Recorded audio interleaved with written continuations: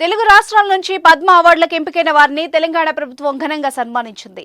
కేంద్ర ప్రభుత్వం ప్రకటించిన అవార్డులను దక్కించుకున్న వాళ్లందరినీ సత్కరించి గౌరవించింది. హైదరాబాద్లోని శిల్పకళా వేదికలో జరిగిన ఆత్మీయ సన్మాన కార్యక్రమంలో మాజీ రాష్ట్రపతి వెంకయ్యనాయుడు, మెగాస్టార్ చిరంజీవిని తెలంగాణ ప్రభుత్వం సన్మానించింది.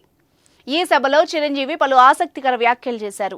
పద్మభూషణ్ వచ్చినప్పుడు ఉన్నంత సంతోషం పద్మ విభూషణ్ వచ్చినందుకు లేదు, కానీ ఆ తర్వాత ఎంతో మంది ప్రతిరోజు నన్ను ఆశీర్వదిస్తుంటే నాకు సంతోషం కలిగింది.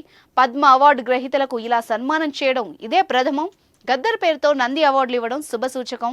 నేడు తెలుగు సినిమాలు ప్రపంచ స్థాయికి చేరాయి అని అన్నారు ఆయన. గజం కేవలం 500 రూపాయలతో 1210 గజాల భూమి కేవలం 6 లక్షలు మాత్రమే. పద్మశ్రీ అవార్డులు ప్రకటించాక చాలా కాలం తర్వాత పద్మ విభూషణ్ ప్రకటించడం వెనక ప్రధాని మోదీ వ్యూహం ఉంది. ముందుగా పద్మశ్రీ అవార్డులు బడుగు బలహీన వర్గాల పేర్లను ఇవ్వాలని చెప్పిన ఆలోచన మోదీదే.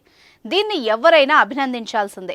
నరేంద్ర మోదీ పట్ల నాకు అత్యంత గౌరవం ఉందని, కళను గుర్తించి అవార్డులు ఇవ్వడం కేంద్ర ప్రభుత్వానికి, ప్రధాని మోదీకి ధన్యవాదాలు అంటూ మాజీ ఉపరాష్ట్రపతి వెంకయ్యనాయుడు వాగ్దాటికి నేను పెద్ద అభిమానని, ఆయన మాటలు ఎంతనో ప్రభావితం చేస్తాయి.